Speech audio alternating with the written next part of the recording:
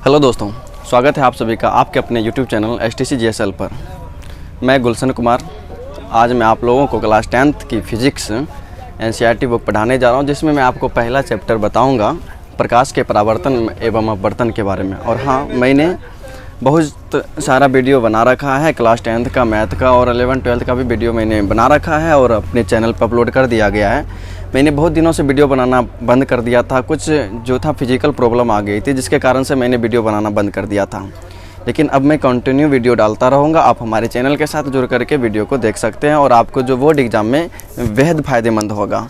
आप हमारे वीडियो को देख करके जो स्टेबलरी मतलब जो सीरियल से होगा, जो कंटिन्यूटी के साथ जो होगी, आप उसे पूरा देखिएगा तो आपको अच्छा से अच्छा मार्क्स आने की संभावना होगी, पॉसिबिलिटी होगी। और डिपेंड इस बात पर भी करता है कि आप जो पढ़ाई करते हो उसमें आपकी कंटिन्यूटी कितनी है, निरंतरता कितनी है। अब बात रही कि साइंस की पढ़ाई आप जितनी अच्छे से कर पाओगे, जितना जो ये सिचुएशन मतलब जिस तरह से आप सिस्टमेटिक तरीके से कर पाओगे, आपका सिस्टम कैसा है, सिस्टमेटिक तरीके से आपने अगर तैयारी किया तो अच्छा होता है, आप नंबर ला सकते हो। कि टोटल जो होता 500 का एग्ज़ाम होती है बिहार बोर्ड की क्लास 10th की, तो उसमें आप जो है 500 में फुल मार्क्स जो होती है 500, तो इस 500 में आप ला सकते हो 490 प्लस ला सकते हो टोटल सिलेबस का अच्छी तरह से सिस्टमेटिक तौर पर तैयारी करके। बहुत आसान है लाना आजकल के युग में, मतलब भी जो चल रहा है बिहार बोर्ड में जो 50% ऑब्जेक्टिव लेस करके आ रही है, तो इसमें ला सकते हैं आप लोग, ठीक ना। तो आइए मैं आपको सबसे पहले मैं आपको कुछ आज इंट्रोडक्शन, ये फर्स्ट वीडियो होगा फिजिक्स का जिसमें आपको इंट्रोडक्शन दिया जाएगा।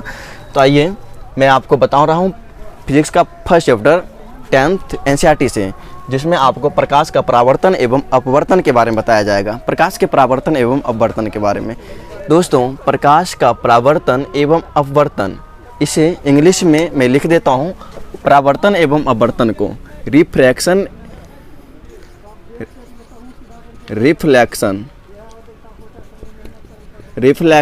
एंड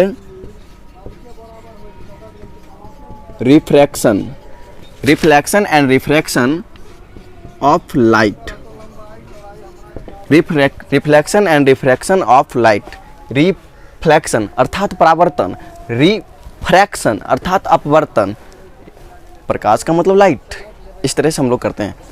देखिए, reflection and refraction of light का मतलब हो गया प्रकाश के परावर्तन एवं अपवर्तन। दोस्तों, तो सबसे पहले ये परावर्तन, रिफ्लेक्शन और रिफ्रैक्शन तो अलग से पढ़ेंगे, बाद में पढ़ेंगे। तो सबसे पहला चीज़ तो हमें ये पता होना चाहिए, ये जो लाइट है, प्रकाश है, ये क्या होती है, प्रकाश होती क्या है ये प्रकाश? आखिर ये लाइट क्या है? What is this light? तो हमें लाइट की तो जानकारी होनी चाहिए ना। तो चलिए मैं आपको सबसे पहले लाइट के बारे में बताता हूँ। लाइट क्या होती है अर्थात प्रकाश क्या होती है। तो आप जनरली प्रकाश से परिचित है।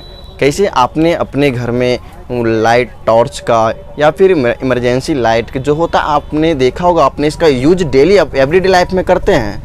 तो आपको मैं सबसे पहले लाइट के बारे में अपने तरीक़ों से बताता हूँ, जो अपनी भाषा होती है, लैंग्वेज होती है। देखिए, होता क्या है प्रकाश तो सबसे पहली बात तो वह है, प्रकाश वह है जिसके कारण हम किसी वस्तु को देख पाते हैं। प्रकाश वह है जिसके कारण हम किसी वस्तु को देख पाते हैं, अर्थात प्रकाश वह है जो किसी वस्तु पर पड़ता है और पड़ने के बाद हम उसे देखते हैं या फिर वह देखने के योग्य हो जाता। अंधेरी रात में हम किसी वस्तु को उतनी अच्छे तरीके से नहीं देख सकते हैं। क्यों? क्योंकि वहाँ पर लाइट नहीं होती है। तो प्रकाश वह है जिसके कारण हम किसी वस्तु को देख सकते हैं। और प्रकाश, इसे बुक की भाषा में प्रकाश एक ऊर्जा की रूप है जिसके कारण हम किसी वस्तु को देखते हैं। अर्थात ज़रूरी है प्रकाश के बिना आप किसी भी वस्तु को, प्रकाश की अनुपस्थिति में आप किसी भी वस्तु को देख नहीं पाइएगा। अर्थात हमें ज़रूरी है प्रकाश की। तो आइए मैं आपको बता दूं, तो प्रकाश तो ये हो गई प्रकाश। अब मैं आपको एक इम्पोर्टेंट चीज़ बता रहा हूँ प्रकाश के बारे में। प्रकाश होता क्या है? प्रकाश, पहला चीज़ तो ये इसका है कि प्रकाश विद्युत चुंबकीय तरंग है।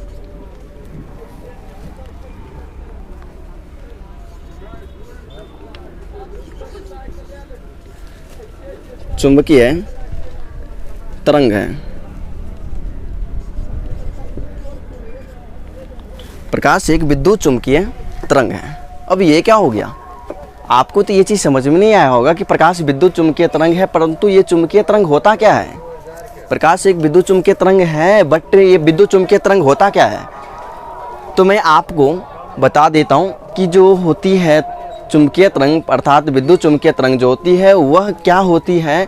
तो आपने कई तरंगों का नाम सुन रखा होगा, मैं आपको उस तरंगों के बारे में बता रहा हूँ।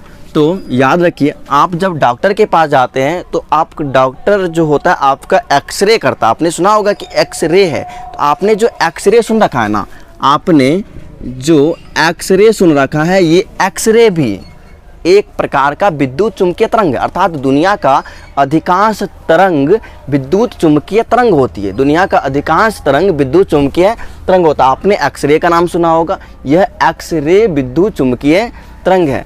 आपने नाम सुना होगा माइक्रोवेव का, किसका, माइक्रोवेव का। ये रहा माइक्रोवेव, ये भी क्या है, प्रकाश, ये भी जो है माइक्रोवेव, ये भी विद्युत चुम्बकीय तरंग है। और उसके बाद आपने सुना होगा ये रेडियो वेव का, ये रेडियो वेव जो है ये भी विद्युत चुम्बकीय तरंग है। रेडियो वेव भी विद्युत चुम्बकीय तरंग है। और आपने नाम सुना होगा क्या, प्रकाश का 7 रंग, अर्थात 7 रंग को नाम ने सुना होगा, जिसे इंद्रधनुष के 7 रंग होते हैं, 7 कलर्स ऑफ रेनबो, इंद्रधनुष के 7 रंग। और वह कौन सा होता है, विबग्योर। याद रखिए क्या होती है, विबग्योर होती है। ये जो होती है ये भी क्या है, ये भी विद्युत चुम्बकीय तरंग है। ये भी क्या है, विद्युत चुम्बकीय तरंग है। याद रखिएगा दोस्तों, ये भी क्या है, विद्युत चुम्बकीय तरंग है। विबग्योर विद्युत चुम्बकीय तरंग है, इतना याद रखना। क्या होती है, विद्युत चुम्बकीय तरंग होती है। आपने इसके बारे में इतना समझ रखा है। आपने सुना होगा हमारा जो होता है रिमोट, नाम सुने होंगे ना, जब आप टीवी से देखते हैं तो टीवी चलाते हो या फिर रेडियो वगैरह कुछ भी चलाते हो, तो आप रिमोट से ऐसे कंट्रोल करते हो तो उससे एक प्रकार की रे निकलती है, जिसके कारण से दोनों आपस में कनेक्ट हो पाता है। आप उसे ऐसे आंखों से तो नहीं देख सकते हो, बट आप उसको कैमरे के सामने लेकर जाइएगा तो आप कैमरे में वो रे दिखाई पड़ता है। उस रे का नाम है इंफ्रारे। क्या है, इंफ्रारे। ये इंफ्रारे भी जो होता है वो भी विद्युत चुम्बकीय तरंग ही होता है। इंफ्रारे भी जो होता है वो विद्युत चुम्बकीय तरंग होता है। अब आपने सुना होगा जो श्वेत प्रकाश होती है ना, श्वेत प्रकाश जो होती है, ये श्वेत प्रकाश जो होता है इन 7 रंगों से, विबग्योर जैसे 7 रंगों से मिलकर बना होता है। याद रखना, विबग्योर, ये 7 रंग है। इन 7 रंगों से, ये 7 रंग जब आपस में मिलता है तो श्वेत प्रकाश का रचना होती, निर्माण होता है। किसका निर्माण होता है, श्वेत प्रकाश से। विबग्योर के मिलने से श्वेत प्रकाश का निर्माण होता है। अब ये जो देखिएगा ये सब होता है ना, चुम्बकीय तरंग है, अर्थात विद्युत चुम्बकीय तरंग होता है। अब इन सब के पास जो होता है ना अपना तरंग दैर्घ्य होता है। तरंग दैर्घ्य क्या होता है, मैं आपको थोड़ा सा करवा दूं कि तरंग दैर्घ्य क्या होता है। ये रहा, आपने स्टडी क्या होगा क्लास 9th में, तो आपने देखा होगा इस तरह से जो तरंग दैर्घ्य जाती है, ये रहा। तो इस वाले पिक और इस वाले पिक, यहाँ से यहाँ तक की जो दूरी होती है लैम्डा, ये होती है तरंग दैर्घ्य। क्या होती है, तरंग दैर्घ्य होती है। आपने ऐसा अध्ययन क्या होगा, तो ये होता है सारे प्रकाश की जो सारी जितना मैंने अभी रे बताया ना, सबके पास अपना एक तरंग दैर्घ्य होता है। तो मतलब ये जो श्वेत प्रकाश है ना, तो इसके पास भी अपना तरंग दैर्घ्य होगा। लेकिन होता कितना है, ये violet, indigo, blue, green, yellow, orange और रेड होती है। इसका जो होता है शुरुआत का, इसका जो तरंग दैर्घ्य होता है वो तरंग दैर्घ्य होता है 3500 एंगस्ट्रॉम। कितनी होती है, 3500 एंगस्ट्रॉम। और ये जो लास्ट का है रेड वाला कलर, ये रेड, इसका जो तरंग दैर्घ्य होता है वो होता है 7500 एंगस्ट्रॉम होता है, लगभग इतना।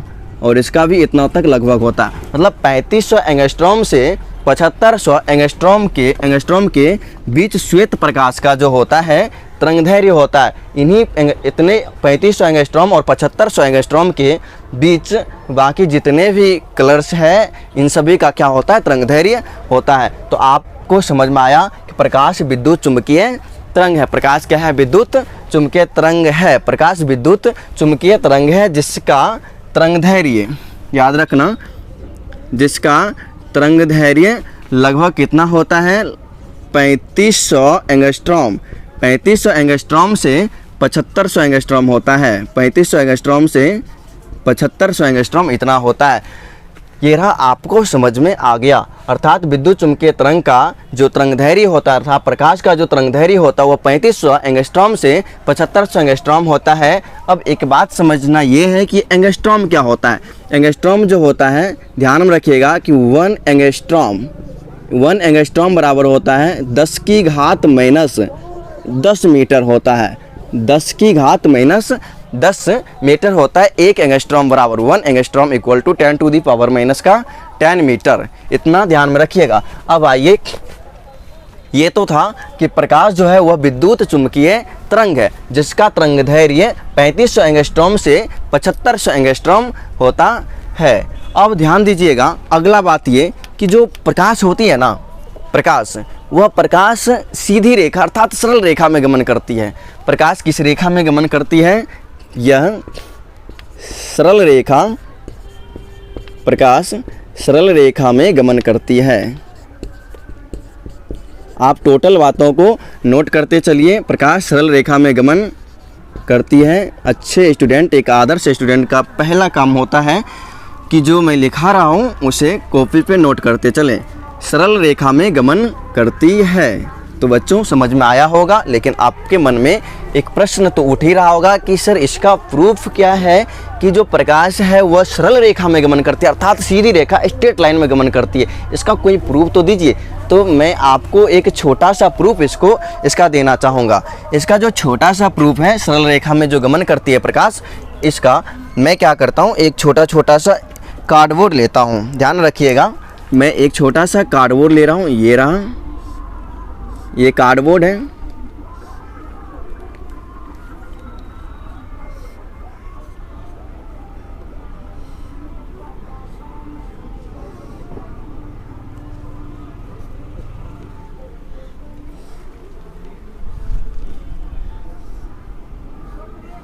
ये कार्डबोर्ड लिया। अब ध्यान से सुनना, इस कार्डबोर्ड के सामने मैं एक कैंडल ले रहा हूँ, मोमबत्ती ले रहा हूँ। इसको कार्डबोर्ड के सामने एक कैंडल ले रहा हूँ, मोमबत्ती ले रहा हूँ। ये रहा, एक मोमबत्ती है।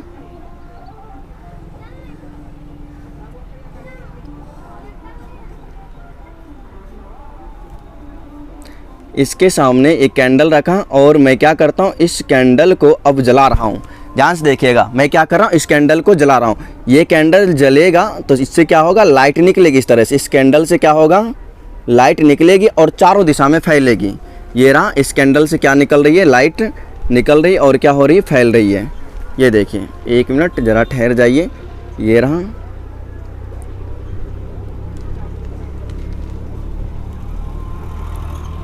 ये रहा, इस कैंडल से क्या हो रही है, लाइट निकल रही है जो चारों दिशा में फैल रही है। अब मैं क्या करता हूँ, इस कैंडल से लाइट तो निकल रही है, ये जो कार्डबोर्ड लिया है ना, इस कार्डबोर्ड को समान एक साथ एक जगह पर मैं क्या कर देता हूँ, इस जगह से छेद कर देता हूँ। आप भी कर दीजिएगा, क्या कर दीजिएगा, छेद कर दीजिएगा।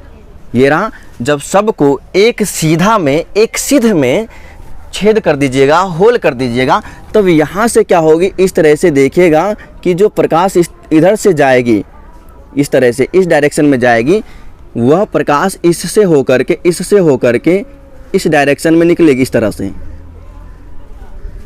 से ये प्रकाश निकलेगी और आगे जा कर के फैलेगी। ऐसा होगा अगर आपने छेद किसी कार्डबोर्ड का ऊपर और दूसरे कार्डबोर्ड का नीचे किया, ऐसा करोगे तो फिर क्या होगा, इस कार्डबोर्ड के पास तो प्रकाश आएगी लेकिन अगले कार्डबोर्ड के पास जो है प्रकाश नहीं जा पाएगी, आपको यह नहीं दिखाई पड़ेगा। अर्थात हम क्या समझ सकते हैं कि प्रकाश जो है वह सीधी रेखा में गमन करती है। प्रकाश किस रेखा में गमन करती है? सीधी रेखा में। आप इस एग्जाम्पल के माध्यम से, एक छोटा सा एग्जाम्पल है जिसके माध्यम से आप समझ पाए होंगे प्रकाश किस रेखा में गमन करती है। तो दोस्तों प्रकाश जो है वह सीधी रेखा में गमन करती है। प्रकाश एक स्ट्रेट लाइन में गमन करती है। प्रकाश किस रेखा में गमन करती है? सीधी रेखा में गमन करती है। तो आइए मैं आपको अगली बातें बताऊं। प्रकाश एक सीधी रेखा में गमन करती है। नेक्स्ट बात यह है कि जो प्रकाश है ना, प्रकाश जिस पथ पर चल रही है, प्रकाश जिस पथ पे चलती है वह उसका गमन पथ होता है, और प्रकाश के गमन पथ को हम लोग किरण कहते हैं। प्रकाश के गमन पथ को किरण कहते हैं। वीडियो बन रहा है।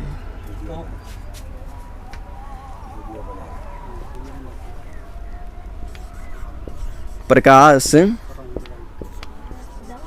के गमन पथ, प्रकाश के गमन पथ को, प्रकाश के गमन पथ को किरण कहते हैं। याद रखना दोस्तों, प्रकाश के गमन पथ को क्या कहते हैं? किरण कहते हैं। प्रकाश जिस पथ से गमन करता है उस पथ को किरण कहते हैं। प्रकाश के गमन पथ को किरण कहते हैं। ये रहा, आप प्रकाश से सीधी रेखा में गमन करती है। यहाँ से ये रही, ये प्रकाश यहाँ से निकली है, इस पॉइंट से यहाँ से चली है, और जिस पथ पर ये जा रही है उसी पथ को हम लोग क्या बोलेंगे? इसे बोलेंगे किरण। क्या बोलेंगे? इसे किरण बोलेंगे। और किरण को इंग्लिश में रे कहते हैं। किरण को इंग्लिश में क्या कहते हैं? रे कहते हैं। प्रकाश जिस पथ पर गमन करती है उसी पथ को हम लोग किरण कहते हैं, रे कहते हैं। ये हो गया प्रकाश का गमन पथ, जिसे हम रे अथवा किरण कहते हैं। तो दोस्तों इस तरह से प्रकाश जो होता है, किरण, एक किरण नहीं, प्रकाश के ढेर सारा किरण निकलती है। तो किरण जब आपस में ढेर सारा मिल जाएगा ना, तो किरण का एक ग्रुप तैयार हो जाता है, समूह तैयार हो जाता है। जैसे मैंने क्या माना, तो ये देखिए मेरे पास जो है ये 3 मार्कर हैं, ये फर्स्ट और ये सेकेंड और थर्ड, टोटल 3 मार्कर है। तो ये फर्स्ट मार्कर और ये सेकेंड मार्कर और ये थर्ड मार्कर। तो पहले ये अकेला था तो कोई बात नहीं, अब दूसरा हो गया, तीसरा हो गया। तो 3 मार्कर का जो है एक समूह बन चुका है, 3 मार्कर का जो है एक ग्रुप बन चुका है। इस ग्रुप को कुछ नाम दिया जाएगा। अर्थात जब मान लीजिए ये पहला किरण, ये दूसरा किरण और ये तीसरा किरण, जब इस तरह से किरण का समूह हो जाएगा ना, तो किरणों के समूह को किरण पुंज कहते हैं। क्या कहते हैं? याद रखना, किरणों के समूह को। नेक्स्ट बात यह है इसकी, क्या? किरणों के समूह को किरण पुंज कहते हैं। किरणों के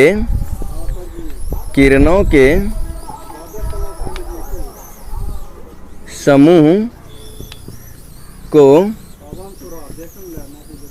किरण पुंज कहते हैं। किरणों के समूह को किरण पुंज कहते हैं। किरणों के समूह को क्या कहते हैं? किरण पुंज कहते हैं। याद रखना दोस्तों, किरणों के समूह को क्या कहते हो? किरण पुंज कहते हैं। किरणों के समूह को किरण पुंज कहते हैं। ये एक किरण था और यहाँ से ये कई रे इस तरह से जाएगी, इस तरह से जाएगी, तो ये कहलाएगी किरण पुंज। क्या कहलाएगी? याद रखना दोस्तों, ये क्या कहलाएगी? किरण पुंज। अर्थात किरणों के समूह को क्या बोलेंगे? किरण पुंज बोलेंगे। किरणों के समूह को किरण पुंज कहते हैं। क्या इतनी बातें में समझ में आ गई? तो उम्मीद करता हूँ आप लोग इतनी बातें समझ पाए होंगे। तो ये था, किरणों के समूह को क्या बोलते हैं? किरण पुंज बोलते हैं। दोस्तों अब नेक्स्ट टॉपिक होता है कि प्रकाश जो चलता है ना, प्रकाश जब गमन करता है तो किस तरह से गमन करता है। जैसे यहाँ पर देखिए, ये रहा, ये सन है, और सन से क्या होगा? निकलता है, चारों साइड लाइट निकलेगी। ये सन है, ये रहा, ये क्या है? सन है, और यहाँ से कुछ दूरी पर पृथ्वी है। ये सन और ये अपना पृथ्वी। अब यहाँ से जब सूर्य के प्रकाश निकलेगा, यहाँ से यहाँ तक आएगा, तो बीच में क्या हो सकता है? सोचने वाली बात है। सूर्य से जब किरण निकलकर पृथ्वी तक चलेगी, सूर्य से जब किरण निकलेगी तो कहाँ तक चलेगी?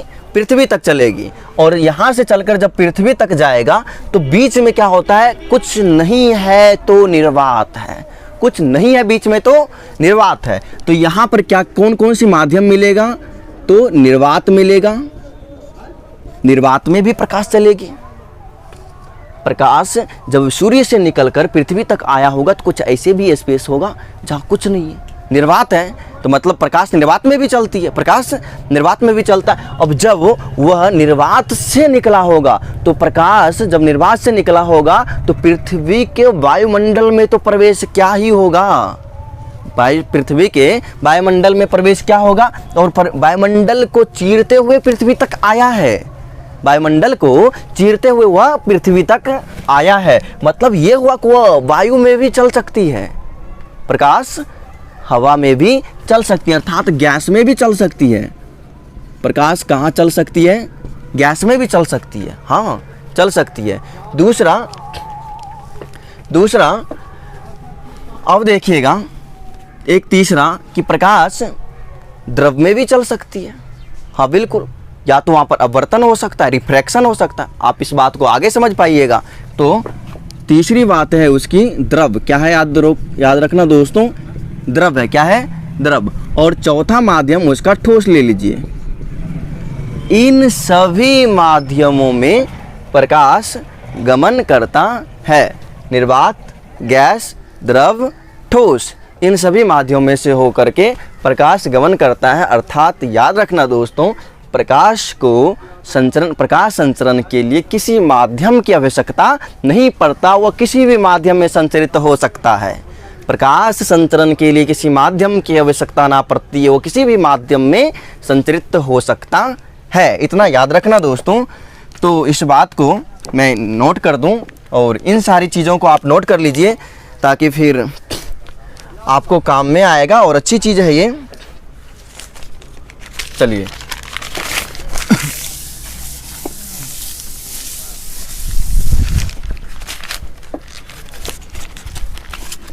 प्रकाश, नेक्स्ट पॉइंट होगा इसका, प्रकाश संचरण के लिए किसी माध्यम की आवश्यकता नहीं होती, ये ठोस था। नेक्स्ट पॉइंट याद रखना दोस्तों, प्रकाश के संचरण का मतलब चलने के लिए, प्रकाश के संचरण के लिए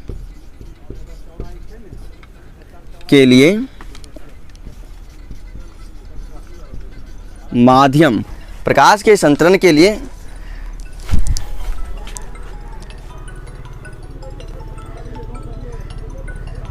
कि प्रकाश के संचरण के लिए माध्यम की आवश्यकता नहीं पड़ता है। प्रकाश के संचरण के लिए माध्यम की आवश्यकता नहीं पड़ता है। प्रकाश के संचरण के लिए माध्यम की आवश्यकता नहीं पड़ता है, परंतु दोस्तों याद रखना कि प्रकाश का वेग जो है ना, प्रकाश का वेग वह माध्यम पर निर्भर जरूर करता है, परंतु प्रकाश का वेग किस पे निर्भर करता है, माध्यम पर निर्भर करता है। जैसे निर्वात में था, निर्वात में कुछ नहीं था, निर्वात में कुछ नहीं था, और जब निर्वात में कुछ नहीं था तो प्रकाश बहुत स्पीड से आ रही थी, और जैसे माध्यम बदला, इधर क्या है, हवा है, क्या है, दूसरा माध्यम हवा है, जैसे इस माध्यम से टकराएगा तो प्रकाश कणों से तो टकराएगा। वायुमंडल में आया, जैसे वायुमंडल में आया तो वायुमंडल में धूल कण है, तो धूल कण से टकराएगा तो प्रकाश की गति में कमी आएगी, और प्रकाश की गति में कमी आई मतलब क्या, पहले माध्यम में यदि अधिक था प्रकाश का वेग, दूसरे माध्यम में प्रवेश किया तो प्रकाश का वेग कम हो गया, उसके बाद का माध्यम में जाएगा तो हो सकता है उधर कुछ और हो जाए। तो मतलब दोस्तों कि प्रकाश का वेग माध्यम पर निर्भर, प्रकाश का जो चाल है, वेग है, वह माध्यम पर निर्भर करता है। प्रकाश का वेग, प्रकाश संचरण के लिए माध्यम की आवश्यकता नहीं होती है, परंतु उसका वेग जो है ना वह माध्यम पर निर्भर करता है। इस बात को भी लिख लो। परंतु प्रकाश का